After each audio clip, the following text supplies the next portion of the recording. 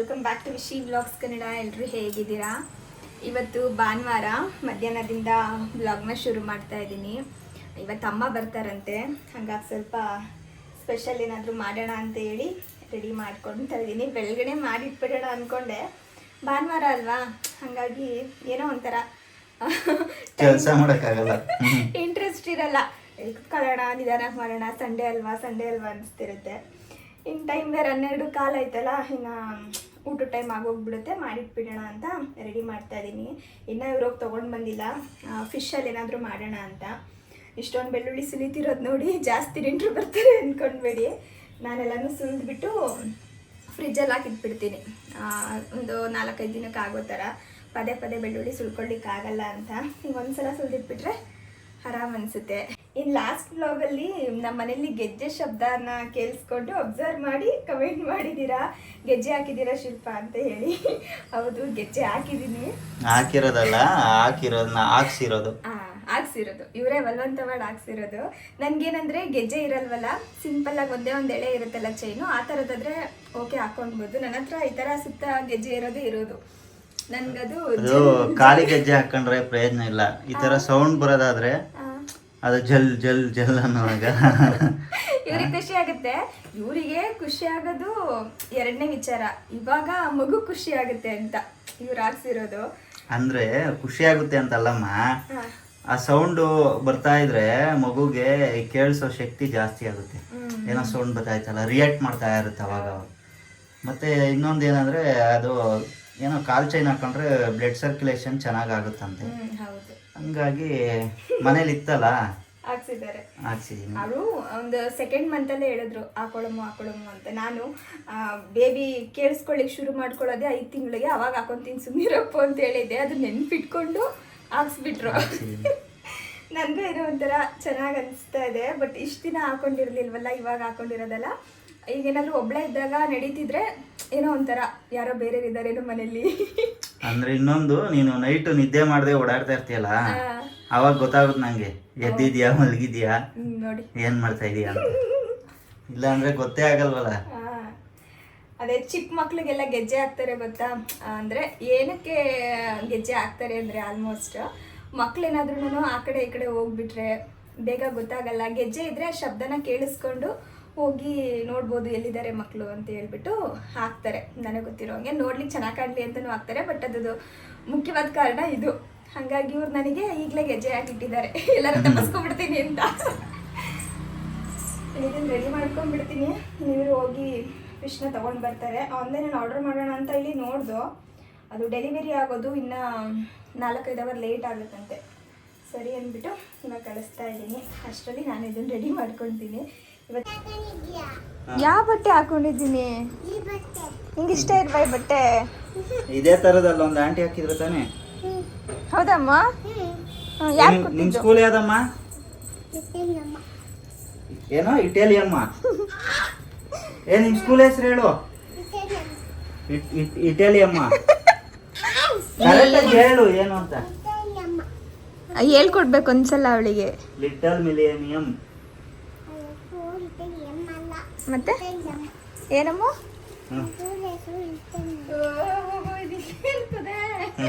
ಯಾರಿದು? ಯಾವಾಗ್ಲೂ ಇಲ್ಲೇ ಇರೋದೇ ಮೋಟ. ಯಾರದು ಅಣ್ಣ? ಏನ್ ಮಾಡ್ತಾ ಇದೀವ? ಯಾರದು?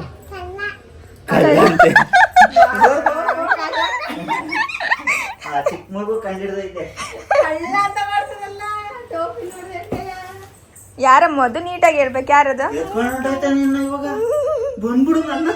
ಅದು ಕ್ಯಾಪ್ ತೆಗಿಬೇಕು. ಕ್ಯಾಪ್ ತೆಗಿಲಿಲ್ಲ ಅಂದ್ರೆ ಗೊತ್ತಾಗಲ್ಲ ಅವಳಿಗೆ. ಯಾರಮ್ಮದು? ಎಚ್ಚಡಿ ಚಿಕ್ಕಿ ಬೈಲಿ.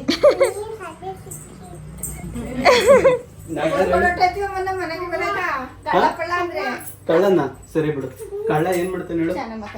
ಕಳ್ಳ ಏನ್ ಮಾಡ್ತಾನೆ ಹೇಳು? ನೀವ್ ಬಡ್ಕೊಂಡ್ರೆ ಅಷ್ಟೇನೆ. ಯಾರಮ್ಮ?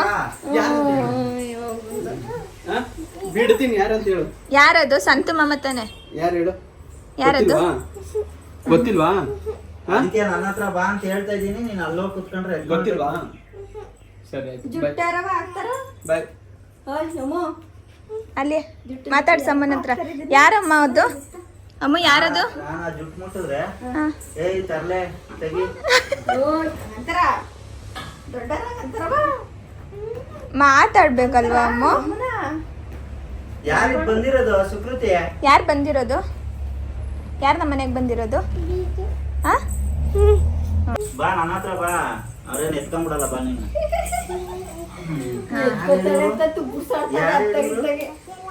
ಏಯ್ ಅಜ್ಜಿ ಅಲ್ವಾ ಶಿಲ್ಪತಿ ಅವ್ರಮ್ಮ? ಗೊತ್ತಿಲ್ಲ ನಿಂಗೆ? ಏಯ್ ಅವತ್ತು ಬಂದಿದ್ರಲ್ಲ. ಚೆನ್ನಾಗೆ ಮಾತಾಡ್ತೀಯಲ್ಲ, ಮುರಿದಾಕ್ಬಿಟ್ಲು. ವಾಪಸ್ ಸಾವ್ಕಾರ ಬಿಡು, ಇನ್ನೊಂದು ಕೊಡ್ತಾನೆ.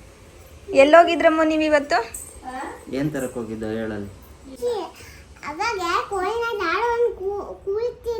ಹೌದಾ? ಕೋಳಿ ಏನಂತ ಕೂಗ್ತಾಯ್ತು? ಸುಕೃತಿಗೆ ಅಮ್ಮ ಅಷ್ಟೊಂದು ಪರಿಚಯ ಇಲ್ಲ, ಯಾಕಂದರೆ ಜಾಸ್ತಿ ಬರಲ್ಲ ಅಲ್ಲ ಅವರು, ಹಾಗಾಗಿ ಅವಳಿಗೆ ಅಷ್ಟೊಂದು ಪರಿಚಯ ಇಲ್ಲ, ಬರೀ ಫೋನಲ್ಲಿ ಮಾತಾಡೋದು ಅಷ್ಟೇ. ಆದರೆ ಸಂತು ಸ್ವಲ್ಪ ಪರಿಚಯ, ಚೆನ್ನಾಗಿ ಆಟ ಆಡ್ಕೊಂಡು ಇರ್ತಿದ್ಲು. ಇವತ್ತೇನೋ ಗೊತ್ತಿಲ್ಲ, ನನ್ನ ಹತ್ರ ಹೋಗ್ತಾನೆ ಇರಲಿಲ್ಲ. ಏನಂದರೆ ಇವಾಗ ಸ್ಕೂಲ್ಗೆ ಅಡ್ಮಿಷನ್ ಮಾಡಿಸಿದ್ದಾರೆ ಅಲ್ವಾ, ಹಾಗಾಗಿ ಸ್ವಲ್ಪ ಯಾರಾದರೂ ಕರೆದ್ರೆ ಹೋಗ್ಬಾರ್ದು, ಚಾಕ್ಲೇಟ್ ಕೊಡ್ತೀನಿ ಅಂದರೆ ಹೋಗ್ಬಾರ್ದು, ಈ ಥರ ಎಲ್ಲ ಹೇಳ್ಕೊಡ್ತಾ ಇರ್ತೀವಲ್ವ, ಅದಕ್ಕೆ ಅವಳಿಗೇನೋ ಒಂಥರ ಭಯ.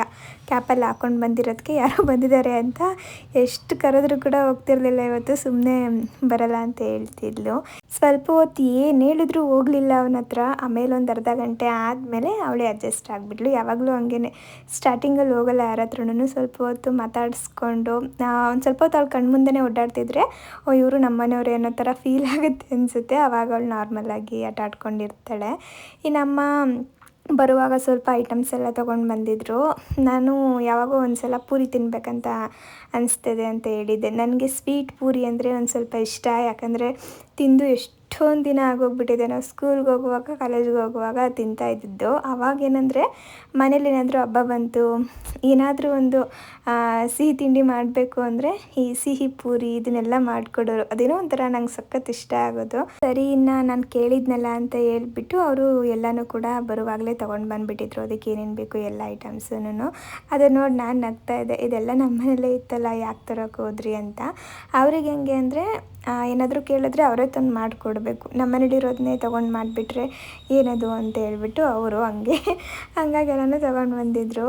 ಇನ್ನು ಅದನ್ನೆಲ್ಲ ಎತ್ತಿಟ್ಬಿಟ್ಟು ಇವಾಗ ಸ್ವಲ್ಪ ಫಿಶ್ ಕರಿಗೆ ಮತ್ತು ಸೀಗಡಿಗೆ ಎಲ್ಲದಕ್ಕೂ ಕೂಡ ಮ್ಯಾರಿನೇಟ್ ಮಾಡಿ ಇಡ್ತಾ ಇದ್ದೀನಿ. ಅವ್ರು ಬರಲಿಕ್ಕಿಂತ ಮುಂಚೆನೇ ಅಡುಗೆ ಮಾಡಿಬಿಡೋಣ ಅಂದ್ಕೊಂಡೆ, ಆದರೆ ಆಗಲಿಲ್ಲ ಇವತ್ತು. ಫಿಶ್ ಕರಿ ಮಾಡಲಿಕ್ಕೆ ಮೊದಲು ಒಂದು ತಟ್ಟೆಗೆ ಒಂದು 2 ಸ್ಪೂನ್ ಆಗುವಷ್ಟು ಅಚ್ಕಾರದ ಪುಡಿನ ಸೇರಿಸ್ಕೊಂಡಿದ್ದೀನಿ.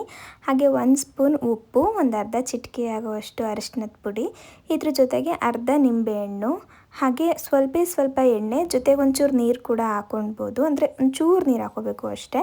ಇಷ್ಟನ್ನು ಹಾಕ್ಕೊಂಡು ಚೆನ್ನಾಗಿ ಮಿಕ್ಸ್ ಮಾಡಿಬಿಟ್ಟು ಅದಕ್ಕೆ ನಾನಿವಾಗ ಫಿಶ್ನ ನೀಟಾಗಿ ಮ್ಯಾರಿನೇಟ್ ಮಾಡ್ಕೊಳ್ತಾ ಇದ್ದೀನಿ.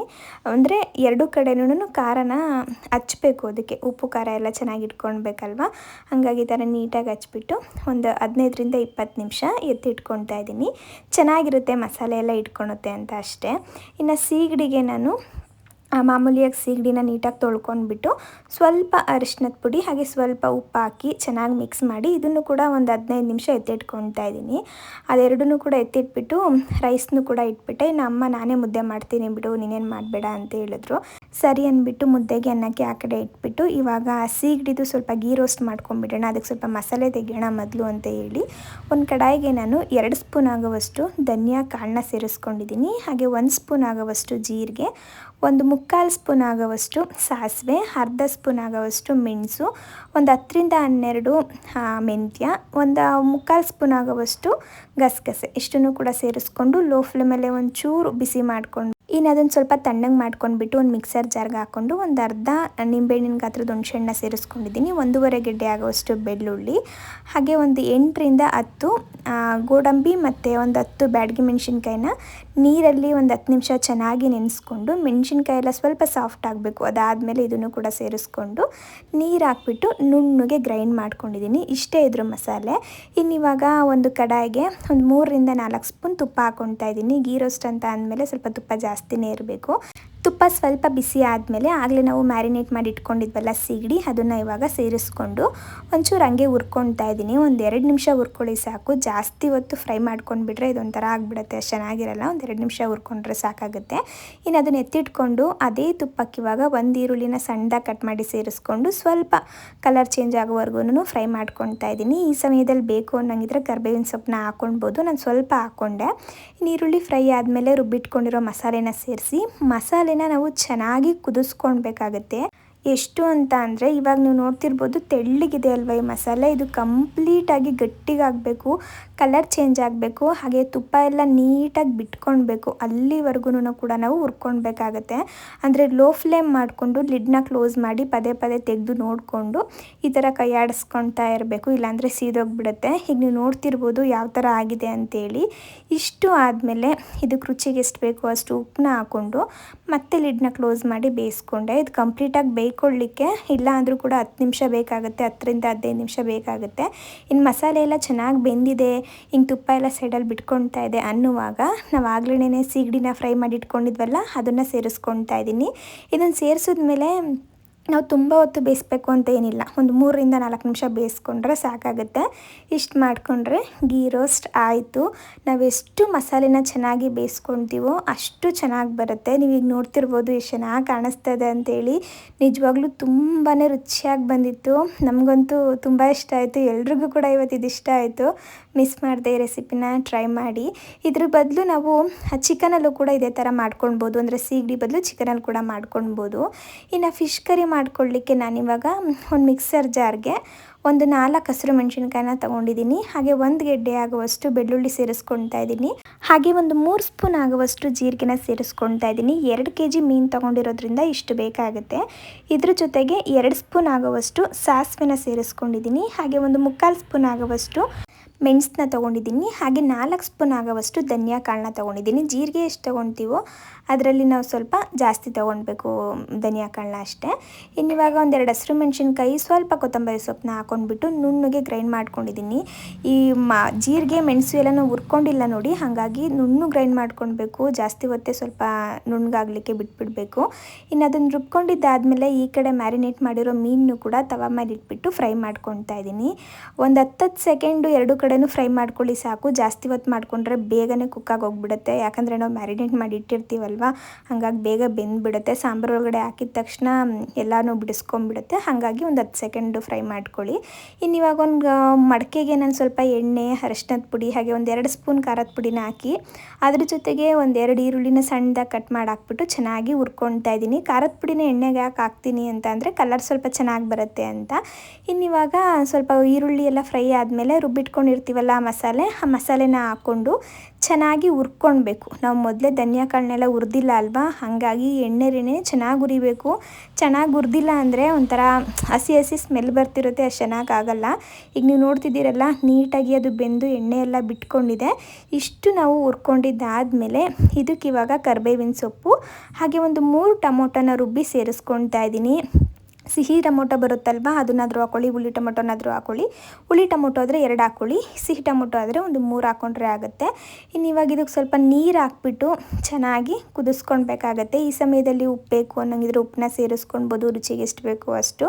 ಇನ್ನಿವಾಗ ಇದು ಸ್ವಲ್ಪ ಚೆನ್ನಾಗಿ ಕುದೀತಿರುವಾಗ ಇದಕ್ಕೆ ನಾನು ಒಂದು 3/4 ಭಾಗ ನಿಂಬೆಹಣ್ಣಿನ ಗಾತ್ರದ ಹುಣಸೆ ಹಣ್ಣನ್ನು ಚೆನ್ನಾಗಿ ನೆನೆಸ್ಕೊಂಡು ಹಾಕ್ಕೊಳ್ತಾ ಇದ್ದೀನಿ. ಮೀನು ಸಾಂಬಾರಿಗೆ ನಾವು ಎಷ್ಟು ಹುಳಿ ಹಾಕ್ತೀವೋ ಅಷ್ಟೇ ರುಚಿಯಾಗಿರುತ್ತೆ. ಹಾಗಂತ ಜಾಸ್ತಿ ಹಾಕ್ಲಿಕ್ಕೂ ಹೋಗಬಾರ್ದು, ಕಡಿಮೆ ಹಾಕ್ಲಿಕ್ಕೂ ಹೋಗಬಾರ್ದು, ಮೀಡಿಯಮಾಗಿ ಹಾಕ್ಕೊಂಡ್ರೆ ತುಂಬ ಚೆನ್ನಾಗಿರುತ್ತೆ. ಹುಣಸೆಹಣ್ಣೆ ಮುಖ್ಯ ಈ ಥರ ಫಿಶ್ ಕರಿಗೆಲ್ಲ. ಇನ್ನು ಹುಣಸೆಹಣ್ಣಿನ ರಸ ಹಾಕಿ ಚೆನ್ನಾಗಿ ಕುದಿಸ್ಕೊಂಡಿದ್ದಾದಮೇಲೆ 1 ಕಪ್ ಆಗೋವಷ್ಟು ತೆಂಗಿನಕಾಯಿನ ಚೆನ್ನಾಗಿ ರುಬ್ಬಿಟ್ಕೊಂಡಿದ್ದೆ, ಅದನ್ನು ಸೇರಿಸ್ತಾ ಇದ್ದೀನಿ. ತೆಂಗಿನಕಾಯಿ, ಹುಣಸೆಹಣ್ಣು ಎಲ್ಲನೂ ಸೇರಿಸ್ಕೊಂಡು ಒಂದು 10 ನಿಮಿಷ ಬೇಯಿಸ್ಬೇಕು. ಈ ಮಸಾಲೆ ಎಲ್ಲ ಕಂಪ್ಲೀಟಾಗಿ ಬೆಂದಿದೆ, ಈ ಥರ ನೀಟಾಗಿ ಎಣ್ಣೆ ಎಲ್ಲ ಬಿಟ್ಕೊಳ್ತಾ ಇದೆ. ಇನ್ನೇನು ನಾವು ಕೆಳಗಡೆ ಇಳಿಸ್ಬೇಕು ಅನ್ನೋ ಸಮಯದಲ್ಲಿ ಮೀನುಗಳನ್ನ ಸೇರಿಸ್ಬೇಕಾಗುತ್ತೆ. ನಾನು ಮಡಕೆನ ಬಳಸಿ ಮಾಡ್ತಾ ಇರೋದ್ರಿಂದ ಸ್ಟವ್ನ ಆಫ್ ಮಾಡಿಬಿಟ್ಟು ಅದಾದಮೇಲೆ ಮೀನನ್ನ ಸೇರಿಸ್ಕೊಂಡಿದ್ದೀನಿ. ಯಾಕಂದರೆ ಮಡಕೆಯಲ್ಲಿ ಬಿಸಿ ತುಂಬ ಹೊತ್ತಿರುತ್ತೆ, ನಾವು ಸ್ಟವ್ ಆನಲ್ಲಿ ಇಟ್ಕೊಂಡೇ ಮೀನೆಲ್ಲ ಹಾಕ್ಬಿಟ್ರೆ ಬೇಗ ಬೆಂದೋಗ್ಬಿಡುತ್ತೆ ಅಂತ ಹೇಳಿ ಅಷ್ಟೇ. ಇನ್ನು ಇವಾಗ ನೀವು ನೋಡ್ತಿದ್ದೀರಲ್ಲ, ಕೊನೆಯಲ್ಲಿ ಸ್ವಲ್ಪ ಕೊತ್ತಂಬರಿ ಸೊಪ್ಪು ಹಾಕ್ಬಿಟ್ರೆ ಈ ಫಿಶ್ ಕರಿ ರೆಡಿಯಾಗಿಬಿಡುತ್ತೆ. ಈ ರೆಸಿಪಿನ ನಾನು ಶೇರ್ ಮಾಡಿರಲಿಲ್ಲ, ಇವತ್ತೇ ಶೇರ್ ಮಾಡಿರೋದು, ಟ್ರೈ ಮಾಡಿ ನೋಡಿ. ಇನ್ನಿವಾಗ ಸಂಜೆ ಆಗಿದೆ, ಹತ್ತತ್ರ 6 ಗಂಟೆ. ಮಧ್ಯಾಹ್ನ ಅಡುಗೆ ಮುಗಿಸೋ ಅಷ್ಟರಲ್ಲೇನೇ 3:30 ಆಗೋಗ್ಬಿಡ್ತು. ಮೀನು ಸಾಂಬಾರು ಹೇಳಬೇಕು ಅಂದರೆ ಬೇಗ ಆಗುತ್ತೆ. ಇವತ್ತೇನೋ ಗೊತ್ತಿಲ್ಲ, ಮಾತಾಡ್ಕೊಂಡು ಟೈಮ್ ಪಾಸ್ ಮಾಡಿದ್ವೋ ಅಥವಾ ನಾನು ಲೇಟ್ ಮಾಡಿದ್ನೋ ಒಂದು ಅರ್ಥ ಆಗಲಿಲ್ಲ. ಒಟ್ಟು ನನ್ನ ಊಟ ಮುಗಿಸೋ ಅಷ್ಟರಲ್ಲೇ ಒಂದು 4:15 ಆಯಿತು. ಇವಾಗ ಸ್ವಲ್ಪ ಹೊರಗಡೆ ಹೋಗೋಣ ಅಂತೇಳಿ ನಾನು ಕೂಡ ರೆಡಿಯಾಗಿದ್ದೀನಿ. ಏನಂದರೆ ಹೋದ ವಾರ ಮದರ್ಸ್ ಡೇ ಇತ್ತಲ್ವಾ, ಅವತ್ತು ನಾವು ಹೊರಗಡೆ ಹೋಗ್ಲಿಕ್ಕಾಗಲಿಲ್ಲ, ಏನೂ ತರಲಿಕ್ಕೂ ಕೂಡ ಆಗಲಿಲ್ಲ. ಸ್ವಲ್ಪ ಬೇರೆ ಏನೋ ಒಂದು ಟೆನ್ಷನಲ್ಲಿದ್ದು. ಸರಿ ಇವತ್ತು ಹೆಂಗಿದ್ರು ಅಮ್ಮ ಬಂದಿದ್ದಾರಲ್ಲ, ಅವ್ರಿಗೇನಾದರೂ ಹೋಗಿ ಗಿಫ್ಟ್ ಏನಾದರೂ ತೊಗೊಂಡು ಬರೋಣ ಅಂತೇಳಿ ಹೊರಟಿದ್ದೀವಿ. ಅವರು ಇರಲ್ವಂತೆ, ನಾಳೆನೇ ಹೋಗ್ತಾರಂತೆ, ಹಾಗಾಗಿ ಇವತ್ತೇ ಹೋಗಿ ತಂದುಬಿಡೋಣ ಅಂತ. ಜಸ್ಟ್ ಇವಾಗ ಊಟ ಎಲ್ಲ ಮುಗಿಸ್ಕೊಂಡು ಸ್ವಲ್ಪ ಹೊತ್ತು ಕೂತಿದ್ದು, ಸರಿ ಹೋಗಿ ಬಂದುಬಿಡೋಣ ಅಂತೇಳಿ ಹೋಗ್ತಾ ಇರೋದು. ದೂರ ಎಲ್ಲೂ ಹೋಗಲ್ಲ, ಇಲ್ಲೇ ಹತ್ರದಲ್ಲೇ ಹೋಗಿ ತೊಗೊಂಡು ಬರೋಣ ಅಂತ. ಇನ್ನು ಹೊರಗಡೆ ಹೋಗೋ ಸಮಯದಲ್ಲಿ ಅಮ್ಮ ಚಕ್ಲಿನೂ ಕೂಡ ಮಾಡಿಬಿಡ್ತೀನಿ ಅಂತ ಹೇಳ್ಬಿಟ್ಟು ಚಕ್ಲಿ ಮಾಡ್ತಾ ಇದ್ದಾರೆ. ಚಕ್ಲಿಗೇನೋ ಒಂದು ಜಾಸ್ತಿ ಹಾಕಿದ್ದಾರೆ ಅನಿಸುತ್ತೆ, ಇಲ್ಲ ಕಡಿಮೆ ಹಾಕಿದ್ದಾರೆ ಅಂತ ಅನಿಸುತ್ತೆ. ಹಂಗಾಗಿ ಅದು ಸರಿಯಾಗಿ ಬರ್ತಿರ್ಲಿಲ್ಲ, ಕಟ್ ಆಗ್ತಾ ಇದ್ದೋ. ಚಕ್ಲಿನ ಏನಕ್ಕದು? ನಿಮ್ಮ ಮಿಸ್ಸಸ್ ಮಾಡೋದಪ್ಪ ಇದು. ನಾವು ಚೆನ್ನಾಗಿ ಮಾಡಿದೀವಿ. ಹೌದಾ? ಕೆಲಸ ಮಾಡಕ್ ಬಂದೆ ಎಲ್ಲ ಬಿಡಿ, ಅಯ್ಯೋ, ಮಕ್ಕಳು ಮಾಡ್ದಂಗೆ ಮಾಡಿದ್ರೆ. ನಂಗೆ ಚಕ್ಲಿ ನಿಪ್ಪಟ್ಟಿದ್ದನ್ನೆಲ್ಲ ಮಾಡಿ ರೂಢಿ ಇಲ್ಲ, ನಾನು ಮಾಡೋದೇ ಇಲ್ಲ. ಚಕ್ಲಿ ಮಾಡಿದ್ರೆ ಅದು ನೀಟಾಗಿ ಹಿಂಗ್ ಬರ್ಬೇಕು ತಾನೆ, ಸುತ್ತಬೇಕಾದ್ರೆ ಎಲ್ಲೂ ಕಟ್ಟಾಗಬಾರ್ದು. ಇದು ಕಟ್ಟಾಗ್ತೈತೆ, ಅದಕ್ಕೆ ನಾವು ಚಕ್ಲಿ ಮಾಡ್ತಾರಂತೆ. ನಿಧಾನಕ್ಕೆ ತಿರುಗಿಸ್ಬೇಕು. ನಾನೊಂದು ಬಿಡ್ತೀನಿ ನೋಡಿ, ಈಗ ತಿಳ್ಕೊ. ಈ ತರ ಚಕ್ಲಿ ಒತ್ತುತ್ತಾರೆ. ಇನ್ನಪ್ಪು ನಾನೇ ಒಂದು ಮಾಡಿ ನೋಡ್ಬಿಡ್ತೀನಿ ಅದು ಹೆಂಗೆ ಬರುತ್ತೆ ಅಂತ ಹೇಳಿ ಅವರು ಕೂತ್ಕೊಂಡು ಟ್ರೈ ಮಾಡ್ತಾ ಇದ್ದಾರೆ. ಕೊನೆಗೂ ನೀಟಾಗಿ ಮಾಡಿದ್ರು. ಒಂದು 2-3 ಹಾಳಾಯಿತು, ಅದಾದಮೇಲೆ ಸರಿಯಾಗಿ ಬಂತು. ಇನ್ನು ನಾವು ಇವಾಗ ಸ್ಯಾರಿ ಶಾಪ್ಗೆ ಬಂದಿದ್ದೀವಿ. ಸ್ವಲ್ಪ ಹತ್ರದಲ್ಲಿರೋದಕ್ಕೆ ಹೋಗೋಣ ಅಂದ್ಕೊಂಡು, ಯಾಕಂದರೆ ಸಂಜೆ ಆಗೋಗ್ಬಿಟ್ಟಿತ್ತು. ಅದಲ್ಲದೆ ಹನಿ ಕೂಡ ಬೀಳಲಿಕ್ಕೆ ಶುರುವಾಗಿ ಹೋಗ್ಬಿಟ್ಟಿತ್ತು. ಇನ್ನು ಹನಿಲಿ ಸಿಗಾಕೊಂಡ್ಬಿಟ್ರೆ ಮನೆಗೆ ಹೋಗೋದು ಕಷ್ಟ ಅಂತ ಹೇಳ್ಬಿಟ್ಟು ಸ್ವಲ್ಪ ಹತ್ರದಲ್ಲಿರೋ ಶಾಪ್ಗೆ ಬಂದು. ಇಲ್ಲೂ ಕೂಡ ಕಲೆಕ್ಷನ್ಸು ಚೆನ್ನಾಗೇ ಇತ್ತು. ನಮ್ಮಮ್ಮಂಗೆ ಮತ್ತು ನಮ್ಮ ಅತ್ತೆಗೆ ಇಬ್ರಿಗೂ ಕೂಡ ಸ್ಯಾರಿ ತೊಗೊಳ್ಳೋಣ ಅಂತ ಅಂದ್ಕೊಂಡಿದ್ದು. ಏನಂದರೆ ಹೋದ ತಕ್ಷಣ ಒಂದು ಸ್ಯಾರಿ ನನಗೆ ಬೇಗ ಇಷ್ಟ ಆಗಿಬಿಡ್ತು. ಅಮ್ಮಂಗೆ ಅಂತೇಳಿ ನೋಡ್ತಿದ್ನಲ್ಲ, ಆ ಸ್ಯಾರಿ ಪಟ್ಟಂತ ಇಷ್ಟ ಆಯಿತು, ಅದನ್ನೇನೋ ತೊಗೊಂಡ್ಬಿಟ್ಟೆ. ನಮ್ಮ ಅತ್ತೆಗೆ ಸ್ಯಾರಿ ಉಟ್ಕೋದೆ ಸ್ವಲ್ಪ ಲೇಟ್ ಆಯಿತು, ಯಾಕಂದರೆ ಅವ್ರು ಬಾರ್ಡ್ರ್ ಸ್ಯಾರಿಗಳನ್ನ ಹಾಕ್ಕೊಳ್ತಾರೆ. ಹಾಗಾಗಿ ಯಾವುದು ತಗೊಳ್ಳಿ, ಎಲ್ಲ ಒಂದೇ ಥರ ಇರುತ್ತಲ್ವ ಬಾರ್ಡ್ರ್ ಸ್ಯಾರಿಗಳು. ಹಾಗಾಗಿ ಯಾವುದಾದ್ರೂ ಹೊಸ ಕಲೆಕ್ಷನ್ಸ್ನ ನೋಡೋಣ ಅಂತೇಳಿ ಸುಮಾರು ಹೊತ್ತು ಸಮಯ ಕಳೆದಿದ್ದೀವಿ. ಅದೇ ಅಪ್ಪು ಇಲ್ಲಿ ವಿಡಿಯೋ ಮಾಡ್ಕೊಳ್ತಾ ಇದ್ರು. ತಗೊಳ್ಳೋ 2 ಸ್ಯಾರಿಗೆ ಎಷ್ಟೊಂದೆಲ್ಲ ಸ್ಯಾರಿಗಳನ್ನ ತೆಗ್ಸಿ ಹಾಕಿದ್ದೀರಲ್ಲ, ಅವರೆಲ್ಲ ಹೆಂಗೆ ಮಡ್ಚಿಡಬೇಕು ಅಂತ ಹೇಳಿ. ನಾವು ಹೆಣ್ಮಕ್ಳೇ ಹಂಗೆ ಅಲ್ವಾ, ಸೀರೆ ಅಂತ ಹೊರಟ್ಬಿಟ್ರೆ ಎಷ್ಟೊತ್ತಾದರೂ ಕೂಡ ತೊಂದರೆ ಇಲ್ಲ, ಇಷ್ಟ ಆಗೋದು ಸಿಗಬೇಕು. ಹಾಗಾಗಿ ಹುಡುಕ್ತಾನೆ ಇರ್ತೀವಿ. ಕೊನೆಗೂ ಕೂಡ ಒಂದು ಅಪ್ಪು ಸೆಲೆಕ್ಟ್ ಮಾಡಿಬಿಟ್ರು, ಇದೇ ಚೆನ್ನಾಗಿದೆ ಇದನ್ನೇ ತಗೋ ಅಂತ ಹೇಳ್ಬಿಟ್ಟು. ಇನ್ನು ಆ ಸ್ಯಾರಿ ನನಗೂ ಕೂಡ ಇಷ್ಟ ಆಯಿತು. ನಾನು ಮೊದಲು ಅದೇ ನೋಡಿದ್ದೆ, ಅದಾದಮೇಲೆ ಯಾಕೋ ಬೇಡ ಅಂದ್ಕೊಂಡಿದ್ದೆ. ಆಮೇಲೆ ಕೊನೆಗೂ ಅದನ್ನೇ ತೊಗೊಂಡು ಬಂದು 2 ಜೊತೆ ಬಟ್ಟೆ ತರಕ್ಕೆ ಹೋಗಿ ಇಷ್ಟೊಂದೆಲ್ಲ ತೊಗೊಂಡು ಬಂದಿದ್ದೀವಿ. ಅಲ್ಲಿ ಮೆನ್ಸ್ ಕಲೆಕ್ಷನ್ ಚೆನ್ನಾಗಿತ್ತಲ್ವ, ಸ್ವಲ್ಪ ಶರ್ಟು ಪ್ಯಾಂಟು ಚೆನ್ನಾಗಿತ್ತು. ಸೀರೆ ತೊಗೊಂಡು ಬಂದಿದ್ದೀನಿ. ಅಮ್ಮ ನಿಮಿಷ ಬರಮ್ಮ ಇಲ್ಲಿ. ಬನ್ನಿ ಅಕ್ಕ. ನಮ್ಮ ಮುಖ ತೊಳ್ಕೊಂಡ್ ಬಂದ್ಬಿಟ್ರೆ ಸ್ವೆಟ್ ಆಗಿದ್ದೀನಿ, ವಿಡಿಯೋ ಮಾಡ್ತೀನಿ ಅಂತ ಹಂಗೆ ಕಾಣಿಸ್ತೀನಿ. ಸೀರೆ ಚೆನ್ನಾಗಿದೆ ತಗೊಳ್ಳಿ. ನಂಗೆ ಯಾಕೆ ತರಬೇಕಾಗಿತ್ತು ಸೀರೆ? ಮದರ್ಸ್ ಡೇ ಅಲ್ವಾ, ಅಮ್ಮಂದಿರ ದಿನ ಹೋದವಾರ. ಅದಕ್ಕೆ ಇವತ್ತು ತಗೊಬಂದ್ರ. ಈಗ ಯಾವ್ದು ಬೇಕಿದ್ರಲ್ಲಿ? ನೀನು ಯಾವ್ದು ಇಷ್ಟಪಡ್ತೀಯ ಅದೇ. ಈಗ 2 ಇಷ್ಟಪಟ್ಟಿದ್ದೀನಿ. 2 ಬೇಕಂದ್ರೆ ನಿನಗೆ ಯಾವ್ದು ಇಷ್ಟ ಬರುತ್ತೆ ಅದನ್ನ ಕೊಡು. ನಾನು ನಿಮ್ಗೆ ಅಂತ ಒಂದು ಸೆಲೆಕ್ಟ್ ಮಾಡಿದ್ದೀನಿ, ಆಯ್ತಾ? ಅದು 2ರಲ್ಲಿ ಯಾವುದು ಅಂತ ಹೇಳ್ರಿ ನೋಡೋಣ. ಯಾವುದು? ಇದ್ರಲ್ಲಿ ಒಂದು ವೇಳೆ ನಾನು ನನಗೆ ಬೇಕು ಅಂತ ಇಟ್ಕೊಂಡಿದ್ದು ನಿನ್ ಮನ್ಸಲ್ಲಿ ನನ್ಗಿಷ್ಟ ಅನ್ಕೊಂಬಿಟ್ಟಿದ್ರೆ ಏನ್ ಮಾಡಕ್ಕಾಯ್ತದೆ? ಇದೆ ಒಂದು ನಿಮಗೆ ತಗೊಂಡಿದ್ದೀನಿ, ಒಂದು ಕಮಲಮ್ಮಂಗೆ ತಗೊಂಡಿದ್ದೀನಿ, ಸರಿನಾ? ನಿಮ್ಗೆ ಯಾವ್ದು ತಗೊಂಡಿರ್ಬೋದು? ನಿಮ್ಮ ಮಗಳು ಸೆಲೆಕ್ಷನ್ ಯಾವ್ದು ಹೇಳಿ. ಇದಾ? ಹಂಗಾರೆ ಇಟ್ಕೊಳ್ಳಿ.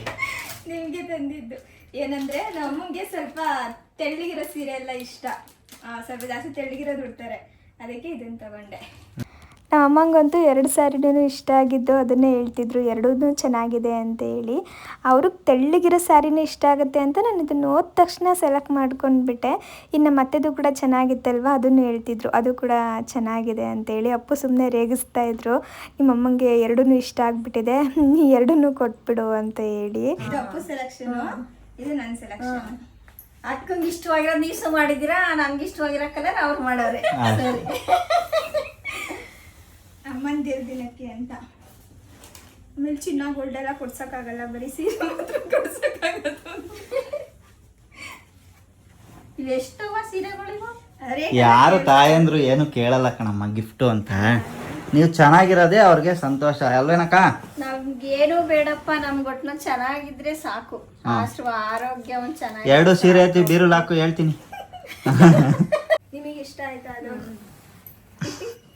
ಚೆಕ್ಸ್ ಚೆನ್ನಾಗದೆ ಇದು. ಇದೇ ಚಪ್ಪು ನನಗಿಷ್ಟ ಅಲ್ಲ ಅದು ಚೆಕ್ಸ್ ಚೆನ್ನಾಗೈತೆ ಅಂತ ಹೇಳಿದ್ದು. ಇವಾಗ ಏನ್ ನಿಮಗೆ ಇದು ಇಲ್ಲ ಇಲ್ಲ ಇಲ್ಲ. ನಾನು ಏನ್ ಹೇಳ್ದೆ ಗೊತ್ತಾಕ, ಇಬ್ರಿಗೂ ಒಂದೇ ತರ ತಗೋ. ಅನ್ಕೊಂಡ್ರಂಗಲ್ಲ, ಮಹಾ ಡಿಸೈನ್ ಪಾಸ್ ಇದ್ರೆ ಗೊತ್ತಾಯ್ತು.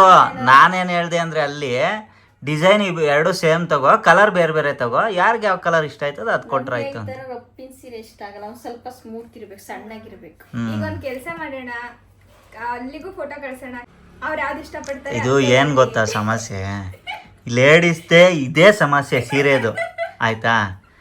ಈ ಕಲರಲ್ಲಿ ಆ ಡಿಸೈನ್ ಕೊಡಿ, ಆ ಡಿಸೈನಲ್ಲಿ ಈ ಕಲರ್ ಕೊಡಿ, ಈ ಇದರಲ್ಲಿ ಇದು ಕೊಡಿ, ಅದು ಕೊಡಿ ಅಂತ.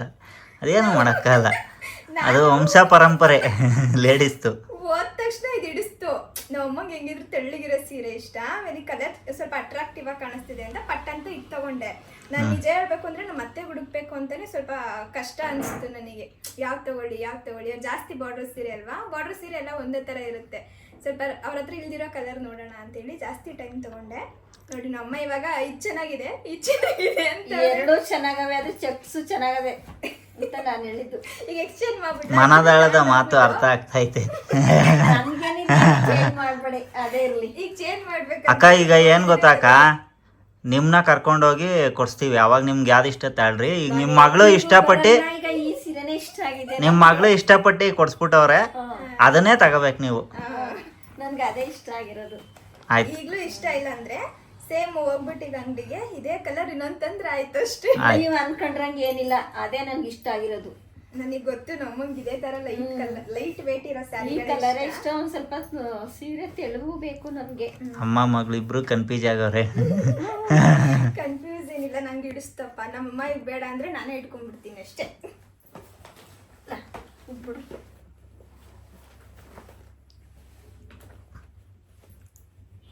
ಓಪನ್ ಮಾಡ್ತಾ ಇದೆ ನನ್ನ ಅಲ್ಲಿದೆ, ಡ್ಯಾಮೇಜ್ ಗಿಮೇಜ್ ಆಗ್ಬಿಟ್ಟಿದ್ರೆ ಕಷ್ಟ ಅಂತ.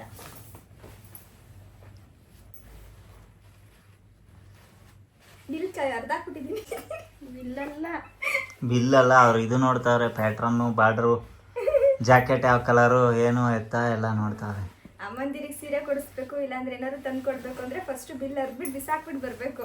ನಾನು ಕಾಲೇಜಲ್ಲಿ ಇರ್ಬೇಕಾದ್ರೆ ಎಲ್ಲ ಏನು ಮಾಡ್ತಿದ್ದೆ ಅಂದರೆ, ಏನಾದರೂ ತೊಗೊಂಡ್ರೆ ಈಗ 500 ರೂಪಾಯಿ ತೊಗೊಂಡು ಬಂದಿರ್ತೀನಿ ಅಂದ್ಕೊಳ್ಳಿ, ಅದು 200 ರೂಪಾಯಿ ಅಂತಲೇ ಹೇಳ್ತಾ ಇದ್ದೆ. 200 ರೂಪಾಯಿ ಅಂದ್ರೂ ಬಂದಾಗ ಹೇಳೋರು 200 ರೂಪಾಯಿ ಕೊಟ್ಬಿಟ್ಟ, ಅದಕ್ಕೆ 150 ರೂಪಾಯಿ 100 ರೂಪಾಯಿ ಇರ್ಬೋದೇನೋ, ಅದು ಸ್ವಲ್ಪ ಜಾಸ್ತಿ ಕೊಟ್ಟಿದೀಯಾ ಅಂತ. ಈಗ ಅಕ್ಕ, ಈ ಸೀರೆಯ ಖಚಿತ ಬೆಲೆ ಎಷ್ಟು ಎಷ್ಟು ಇರ್ಬೋದು ನನ್ಗೆ ಅವೆಲ್ಲ ಗೊತ್ತಾಗಲ್ಲ. ಹೇಳಕ್ಕ, ನೀವು ಅಂದಾಜು ಹೇಳ್ರಿ. ಅಂದಾಜು ಸೀರೆಗಳೆಲ್ಲ ಅಷ್ಟಾಗಿ ಗೊತ್ತಾಗಲ್ಲ. ನಾನು ಇವೆಲ್ಲ ಸೀರೆನೇ ತೆಗಿಯಕ್ಕೆ ಹೋಗಲ್ಲ ಅಂಗಡಿಗಳಲ್ಲಿ. ನೈಟಿ ಬೆಲೆ ಆದ್ರೆ ಹೇಳ್ತೀರಲ್ವಾ? ನೈಟಿಗಳಾದ್ರೆ ಹೇಳ್ತೀವಿ, ನೈಟಿ ಬೆಲೆ ಎಷ್ಟು? 150. ಫಿಕ್ಸ್ ಅದು. ಅಯ್ಯೋ, ನಮ್ಮಂಗೆ ಬರೀ ನೈಟಿನೇ ಜಾಸ್ತಿ ಹಾಕೊಳ್ಳೋದವ್ರು ಊರಲ್ಲಿ. ನಾವು ಸೀರೆಯಲ್ಲಿ ನೀಟಾಗಿ ತಂದಿರಲ್ಲ ಅಂತ ಹೇಳಿ ಹುಡುಕಿ ಚೆಕ್ ಮಾಡಿಬಿಟ್ರು. ಡ್ಯಾಮೇಜ್ ಅವ್ರು ದಾರ ಒಂದೊಂದು ಎಳ್ದಿರ್ತೇವೆ ಮುದ್ದಿದಲ್ಲಿ. ಇವಾಗೆ ಚೆಕ್ ಮಾಡಿದ್ರೆ ವಾಪಸ್ ಆದ್ರೂ ತಗೋತಾರ. ನಾಳೆ 1 ವಾರ ಬಿಟ್ಟು ಕೊಟ್ರೆ ತಗೋತಾರ. 1 ವಾರ ಬಿಟ್ಟು ಕೊಟ್ರೆ ತಗೊಳ್ಳಲ್ಲ. ನಾವು ಅದಕ್ಕೆ ಅಲ್ಲೇ ನೋಡ್ಕೊಂಡು ಬರ್ತೀವಿ. ನಾವೊಂದ್ಸಲ ನೋಡ್ಬೇಕಪ್ಪ. ನಾವು ಹುಡುಕ್ತಾ ತಂದಷ್ಟೇ ಎಲ್ಲ. ಈಗ ಸೀರೆ ಕೊಟ್ಬಿಟ್ಟು ಸುಮ್ಮನಾಗಬೇಡ, ಜಾಕೆಟ್ಗೂ ಕಾಸು ಕೊಟ್ಬಿಡು. ಅದಮ್ಮ, ಕಾಸು ಬೇಡಿ ಏನು ಬೇಡಿ, ನನ್ನ ಹತ್ರನೇ ಆಯ್ತೆ. ಕಾಸು ಗೀಸು ಏನು ಕೊಡ್ಬೇಡಿ. ಅಲ್ಲಕ್ಕ, ಅದು ಜಾಕೆಟ್ ಹೊಲ್ಸಕ್ಕೆ ಜಾಸ್ತಿ ರೇಟು. ಇವರು ನಿಮ್ಮ ಮಗಳು 3000, 4000, 5000 ಕೊಡ್ತಾರ ಒಂದೊಂದು ಜಾಕೆಟ್ಗೆ. ಇಲ್ಲ, ಅಂತವೆಲ್ಲ ನಾವು ಹಾಕೊಳ್ಳಲ್ಲ. ನಾವು ಸಿಂಪಲ್ 150 ರೂಪಾಯಿ 250 ರೂಪಾಯಿ ಬ್ಲೌಸ್ ಅಷ್ಟೇ. ಈಗ ಬರ್ಕಂತ ಇದೀನಿ ನಾನು, 250 ರೂಪಾಯಿ 300 ರೂಪಾಯಿ ಮೇಲೆ ನೀನೇನಾರು ಒಂದು ಜಾಕೆಟ್ ಖರ್ಚು ಮಾಡಿದೆ. 250 ರೂಪಾಯಿ ಬ್ಲೌಸ್ ಇಂದ ಸೀರೆನ 250. ಅವ್ರು ಸಿಂಪಲ್ ಆಗಿ ಹೊಲಿಸ್ತಾರೆ, ನಾವು ಸ್ವಲ್ಪ ಡಿಸೈನ್ ಗಿಟ್ಟು. ಅವ್ರಿಗೂ ನಮಗೂ ಒಂದೇ ಮಾಡ್ತೀರಾ? ಅವರೆಲ್ಲ ಡಿಸೈನ್ ಬ್ಲೌಸ್ ಹೊಲಿಸ್ಕೊಡ್ತೀರ. ಡಿಸೈನು. ಇನ್ನು ಮತ್ತೆ ಏನು ಗೊತ್ತಾ, ಅವ್ರ ಹೊರಗಡೆ ಬ್ಲೌಸೇ ಹೊಲ್ಸಲ್ಲ. ಅವ್ರ ಬ್ಲೌಸ್ ಅವರೇ ನಮಗೆ ಟೈಲರಿಂಗ್ ಬರಲ್ಲ, ಆದ್ರೆ ನಮ್ಮ ಅತ್ತೆಗೆ ಬರುತ್ತೆ. ಹೊರಗಡೆ ಕೊಟ್ಟು ಯಾಕೆ ಹೊಲ್ಸಲ್ಲ ನೀವು ಅಂತ ಅಂದ್ರೆ, ಅಲ್ಲಿಗೆ ಯಾರು 150 ರೂಪಾಯಿ ಕೊಡ್ತಾರೆ, ನಾನೇ ಹೊಲ್ಕೊಂಡ್ಬಿಡ್ಬೋದು ಅಂತಾರೆ. ಅದು ಲೈನಿಂಗು ಹಾಕಲ್ಲ ಅವರು, ಸುಮ್ಮನೆ ಅದಕ್ಕೆ ಆ ಖರ್ಚು. ಸ್ವಲ್ಪ ದಪ್ಪ ಇರುತ್ತೆ ನೋಡಿ ಬಟ್ಟೆ, ಹಂಗೆ ಹೊಲ್ಬಿಡ್ತಾರೆ. ನಾವೇ ಸ್ವಲ್ಪ ಬಟ್ಟೆಗಳಿಗೆ ಸ್ವಲ್ಪ ಜಾಸ್ತಿ ಇನ್ವೆಸ್ಟ್ ಮಾಡೋದು. ನೀನು ಕಲ್ತ್ಕೋಬೇಕು ಕಟಿಂಗು, ಅದು ಯಾವ ಥರ ಸೈಜ್ ಹೆಂಗೆ ಕಟ್ ಮಾಡೋದು ಅದೆಲ್ಲ ಕಲ್ತ್ಕೊಬೇಕು ನೀನು. ನಿಂದ ಅವಾಗ ನೀನೇ ಬಾಟಿಕ್ ಥರ ಮಾಡ್ಕೊಂಡು ನೀನೇ ಹೊಲ್ಕೊಬೋದಲ್ಲ. ಸ್ಟಾರ್ಟಿಂಗಲ್ಲಿ ಸ್ವಲ್ಪ ಇಂಟ್ರೆಸ್ಟಿಂದ ಕಲಿತಾ ಇದ್ದೆ ಅವಾಗ ಕಟಿಂಗ್ ಎಲ್ಲ. ಅದಾದ್ಮೇಲೆ ಯಾಕೋ ಇಂಟ್ರೆಸ್ಟ್ ಹೊಂಟೋಗ್ಬಿಡ್ತಾ ಅದ್ರ ಮೇಲೆ. ನೋಡಿ ಇಷ್ಟೆಲ್ಲ ಕಲ್ತ್ಕೊಂಡ್ರು ಸಾಲಲ್ಲ, ಇದನ್ನ ಕಲ್ತ್ಕೊಂತಾರೆ ಇವರು. ಒಟ್ನಲ್ಲಿ ಕಲಿತಿರ್ಬೇಕು ಅಂತ. ಕಲಿತಾ ಇರ್ಬೇಕ್ರಿ, ಜೀವನ ಪರ್ಯಂತ ಕಲಿಯೋದಿದ್ದಿದ್ದೆ. ಇನ್ನು ಅಪ್ಪುಗೆ ಒಂದೆರಡು ಬಾಲಿ ಬಟ್ಟೆ ಚೆನ್ನಾಗಿತ್ತು ಅಂತ ಹೇಳ್ಬಿಟ್ಟು ತಗೊಂಡು ಬಂದು. ಶರ್ಟ್ ಕಲೆಕ್ಷನ್ಸ್ ಚೆನ್ನಾಗಿತ್ತು ಅಲ್ಲಿ. ಇದೊಂದು ತಗೊಂಡು ಮತ್ತೆ ಇದೊಂದು ತಗೊಂಡೆ. ಒಂದು ತೆಗೆದು ನೋಡು, ಫಿಟ್ಟಿಂಗ್ ಸೇಮ್ ಐತಾ ನೋಡಬೇಕು. ಸ್ಲಿಮ್ ಫಿಟ್ ಅಂತ ಹೇಳಿದ್ರು. Size L size. ಓಕೆ. ಮತ್ತು ಇದೊಂದು ಟೀ ಶರ್ಟ್. ನನಗೆ ಟೀ ಶರ್ಟ್ ಇಷ್ಟ ಆಯಿತು. ಟೀ ಶರ್ಟ್ ಅಲ್ಲ, ಶರ್ಟು ಅದೇ ಟೀ ಶರ್ಟ್ ಥರ ಐತೆ. ಹಾಂ, ಚೆನ್ನಾಗಿ ಕಾಣಿಸುತ್ತೆ ಅಂತ. ಇನ್ನಮ್ಮ ನಾವು ಬರೋ ಅಷ್ಟರಲ್ಲಿ ಚಕ್ಲಿನೆಲ್ಲ ಮಾಡಿಟ್ಬಿಟ್ಟಿದ್ರು. 2 ಬೋಸಿಯಷ್ಟು ಮಾಡಿದ್ರು. ಆ ಬರೋ ಅಷ್ಟರಲ್ಲಿ ಅದು ಹೆಂಗೆ ಮಾಡಿದ್ರು ಏನೋ ಅಂತೇಳಿ ನಮಗೆ ಒಂಥರ ಆಗ್ತಾಯಿತ್ತು, ಇಷ್ಟು ಬೇಗ ಎಷ್ಟೊಂದೆಲ್ಲ ಮಾಡಿಬಿಟ್ಟಿದ್ದಾರಲ್ಲ ಅಂತ ಹೇಳಿ. ಇನ್ನು ಅರ್ಪಿತಾ ಅವ್ರನ್ನೂ ಕೂಡ ಬರ್ಲಿಕ್ಕೆ ಹೇಳಿದ್ದು. ಇನ್ನು ಅವ್ರು ಬಂದಮೇಲೆ ಅಮ್ಮ ಪೂರಿನೆಲ್ಲ ಮಾಡ್ತಾಯಿದ್ದಾರೆ. ಪೂರಿ ಜೊತೆಗೆ ಸ್ವಲ್ಪ ಬಾದಾಮಿ ಪೂರಿನೂ ಕೂಡ ಮಾಡ್ತಿದ್ದಾರೆ. ಬಾದಾಮಿ ಪೂರಿನೂ ಅಷ್ಟೇ ನಾವು ಅವಾಗ ತಿಂತಾ ಇದ್ದಿದ್ದು. ತುಂಬಾ ಚೆನ್ನಾಗಿರುತ್ತೆ ಇದು. ಆದರೆ ಫುಡ್ ಕಲರ್ನ ಬಳಸಿ ಮಾಡಬೇಡಿ, ಅಮ್ಮ ಫುಡ್ ಕಲರ್ನ ಹಾಕ್ಬಿಟ್ಟಿದ್ದಾರೆ. ಅದು ಅಷ್ಟೊಂದು ಒಳ್ಳೆಯದಲ್ಲ. ಮಾಮೂಲಿಯಾಗಿ ಮಾಡಿದ್ರು ಕೂಡ ಅಷ್ಟೇ ಚೆನ್ನಾಗಿರುತ್ತೆ. ಇದನ್ನು ಮಾಡೋದಂತೂ ತುಂಬಾ ಸುಲಭ. ರವೆನ ಮಿತ್ಕೊಂಡ್ಬಿಟ್ಟು ಪೂರಿ ಥರ ಲಟ್ಟಿಸ್ಕೊಂಡು ನಮಗೆ ಬೇಕಾಗಿರೋ ಶೇಪಲ್ಲಿ ಅದನ್ನು ನೀಟಾಗಿ ಮಡಚ್ಬಿಟ್ಟು ಹಿಂಗೆ ಎಣ್ಣೆಲಿ ಕರೆದು ಬಿಡಬೇಕು. ಅದಾದಮೇಲೆ ಸಕ್ಕರೆನ ಸ್ವಲ್ಪ ಕಡಿಪಾಕ ಅಂತೀವಲ್ಲ ಆ ಥರ ಮಾಡಿಕೊಂಡು ಅದಕ್ಕೆ ಇದನ್ನೆಲ್ಲ ಹಾಕಿ ಸ್ವಲ್ಪ ಸಕ್ಕರೆ ಪಾಕ ಅದೆಲ್ಲನೂ ತೊಗೊಂಡು ಇಳ್ಕೊಂಡಿದೆ ಅಂತ ಅಂದಮೇಲೆ ಒಂಚೂರು ಕೊಬ್ಬರಿ ತುರಿನ ಮೇಲ್ಗಡೆಯಿಂದ ಉದುರಿಸ್ಬಿಟ್ರೆ ಆಯಿತು, ಬಾದಾಮಿ ಪೂರಿ ರೆಡಿ ಆಗಿಬಿಡುತ್ತೆ. ಅಯ್ಯೋ, ಇದೆಲ್ಲ ನಮ್ಮ ಚಿಕ್ಕ ವಯಸ್ಸಿನ ಸಿಹಿ ತಿಂಡಿಗಳು ಗೊತ್ತಾ. ಏನಾದರೂ ಸ್ಪೆಷಲ್ ಅಂತ ಅಂದರೆ ನಮ್ಮ ಮನೇಲಿ ಬರೀ ಇದೇ ಇರ್ತಾಯಿತ್ತು. ಇವಾಗಂತೂ ತಿಂದಿರೋ ನೆನಪು ಕೂಡ ಇಲ್ಲ ನಮಗೆ, ಅಷ್ಟೊಂದು ಮರ್ತುಬಿಟ್ಟಿದ್ದೀವಿ. ಇವಾಗ ಹೆಲ್ದಿ ಹಂಗೆ ಹೀಗೆ ಅಂತ ಅಂದ್ಕೊಂಡು ತಿಂತಾನೇ ಇರ್ತಿರ್ಲಿಲ್ಲ. ಇನ್ನು ಆಸೆ ಆಗ್ತಾಯಿತ್ತು ಅಂತ ಹೇಳಿದ್ನಲ್ಲ, ಹಾಗಾಗಿ ಅಮ್ಮ ಮಾಡಿದ್ದಾರೆ. ನಾನು ಪೂರಿ ಮಾತ್ರ ಕೇಳಿದ್ದೆ, ಒಟ್ಟಿಗೆ ಇದನ್ನು ಕೂಡ ಮಾಡಿಕೊಟ್ರು, ಹಾಗೆ ಚಕ್ಲಿನೂ ಕೂಡ ಮಾಡಿದರು. ಇನ್ನು ಅರ್ಪಿತಾ ಅವ್ರು ಬಂದಿದ್ದಕ್ಕೆ ಎಲ್ಲ ಕೆಲಸ ಸ್ವಲ್ಪ ಬೇಗನೆ ಆಗೋಗ್ಬಿಡ್ತು. ಇಲ್ಲಾಂದರೆ ರಾತ್ರಿ ಒಂದು 12 ಗಂಟೆ ಆಗಿರೋದು ಇದನ್ನೆಲ್ಲ ಮಾಡಿ ಮುಗಿಸೋ ಅಷ್ಟರಲ್ಲಿ. ಇನ್ನು ತುಂಬಾ ರುಚಿಯಾಗಿ ಬಂದಿತ್ತು. ಚಕ್ಲಿ ಒಂದು ಸ್ವಲ್ಪ ನಮಗೆ ಗಟ್ಟಿ ಇದೆ ಅಂತ ಅನ್ನಿಸ್ತು. ಅಮ್ಮ ಹೆಂಗೆ ಮಾಡ್ತಾರೆ ಅಂದರೆ ಸ್ವಲ್ಪ ಬೆಣ್ಣೆ ಮುರುಗು ಬರುತ್ತಲ್ಲ ಆ ಥರ ಮಾಡ್ತಾರೆ, ತುಂಬಾ ಚೆನ್ನಾಗಿರುತ್ತೆ. ಈ ಸಲ ಏನೋ ಒಂದು ಪದಾರ್ಥ ಮಿಸ್ ಆಯಿತು ಅನಿಸುತ್ತೆ, ಹಾಗಾಗಿ ಒಂಚೂರು ಗಟ್ಟಿಯಾಗಿತ್ತು, ಆದರೂ ಕೂಡ ಚೆನ್ನಾಗಿತ್ತು. ಇನ್ನು ಬಾದಾಮಿ ಪೂರಿ ಎಲ್ಲನೂ ರೆಡಿಯಾಗಿದೆ. ಈ ಪೂರಿ ಅಂತೂ ಎಷ್ಟು ರುಚಿಯಾಗಿರುತ್ತೆ ಗೊತ್ತಾ. ಮಾಮೂಲಿಯಾಗಿ ಪೂರಿ ಥರ ಲಟ್ಟಿಸ್ಕೊಂಡು ಎಣ್ಣೆಲಿ ಕರೆದ್ಬಿಟ್ಟು ಅದ್ರ ಮೇಲೆ ಸ್ವಲ್ಪ ಸಕ್ಕರೆ ಪುಡಿ ಉದುರಿಸಿದ್ರೆ ಹಾಗೇ ಹೋಯ್ತು. ಇದ್ರ ಜೊತೆಗೆ ಸ್ವಲ್ಪ ನಾವು ಪಾಯಸ ಹಾಕ್ಕೊಂಡು ತಿಂತಾಯಿದ್ದೋ, ತುಂಬಾ ಚೆನ್ನಾಗಿರೋದು. ಇನ್ನು ಸುಕೃತಿ ಬಂದರೆ ನಾವು ಸ್ವಲ್ಪ ಲೇಟಾಗೇ ಮಲಗೋದು, ಯಾಕಂದರೆ ಅವಳ ಜೊತೆ ಆಟಾಡ್ತಿದ್ರೆ ಸಮಯ ಹೆಂಗೆ ಹೋಗುತ್ತೆ ಅನ್ನೋದೇ ನಮಗೆ ಗೊತ್ತಾಗಲ್ಲ, ಅಷ್ಟು ಬೇಗ ಸಮಯ ಹೋಗ್ಬಿಡುತ್ತೆ. ಇನ್ನಿವತ್ತು ಹೊಸ ಫೋನು ಅಂತ ಹೇಳ್ಬಿಟ್ಟು ಅವ್ರ ಮಾಮನ ಫೋಟೋ ತೆಗಿತಾ ಇದ್ದಾಳೆ, ಯಾವ ಥರ ಸ್ಮೈಲ್ ಮಾಡೋದು ಅಂತೇಳಿ ತೋರಿಸ್ಕೊಡ್ತಾ ಇದ್ಲು. ಇನ್ನಿವತ್ತಿನ ದಿನ ಎಲ್ಲ ನಿಜ ತುಂಬಾ ಚೆನ್ನಾಗಿತ್ತು. ನಮ್ಮ ಹೆಣ್ಮಕ್ಳು ಈ ಟೈಮಲ್ಲಿ ಏನಾದರೂ ಅಮ್ಮ ಬಂದು ಏನು ಮಾಡಿಕೊಟ್ರು ಕೂಡ ತುಂಬ ಖುಷಿ ಪಡ್ತೀವಿ ಅಲ್ವಾ. ಮೊದಲೆಲ್ಲ ಅಮ್ಮನ ಅಡುಗೆಗಳನ್ನ ಅಯ್ಯೋ ನೀವು ಯಾವಾಗಲೂ ಇದನ್ನೇ ಮಾಡ್ತೀರಾ, ಇದನ್ನೇ ತಿನ್ಬೇಕು, ಹಂಗೆ ಹಿಂಗೆ ಅಂತಿರ್ತೀವಿ. ಆದರೆ ಮದುವೆ ಆದಮೇಲೆ ಅವ್ರ ಅಡುಗೆಗೋಸ್ಕರ ಕಾಯ್ತಾ ಇರ್ತೀವಿ, ಯಾವಾಗ ಬಂದು ಏನು ಮಾಡಿಕೊಡ್ತಾರೋ ಅಂತ. ಅದೆಲ್ಲ ಒಂಥರ ಅಲ್ವಾ, ಲೈಫ್ ಎಷ್ಟು ಬೇಗ ಚೇಂಜ್ ಆಗುತ್ತೆ ಅಂತ ಅನ್ನಿಸ್ತಿರುತ್ತೆ. ಇನ್ನು ವ್ಲಾಗ್ನು ಕೂಡ ನೀವು ಪೂರ್ತಿಯಾಗಿ ನೋಡಿರ್ತೀರಾ ಅಂದ್ಕೊಂಡಿದ್ದೀನಿ. ಪೂರ್ತಿಯಾಗಿ ವ್ಲಾಗ್ ನೋಡಿದರೆ ಪ್ಲೀಸ್ ಒಂದು ಲೈಕ್ ಮಾಡಿ, ಹಾಗೆ ಇನ್ನು ಯಾರಾದರೂ ನನ್ನ ಚಾನಲ್ನ ಸಬ್ಸ್ಕ್ರೈಬ್ ಮಾಡದೆ ನೋಡ್ತಿದ್ರೆ ಸಬ್ಸ್ಕ್ರೈಬ್ ಮಾಡ್ಕೊಂಡು ಕೂಡ ನೋಡಿ ಆಯಿತಾ.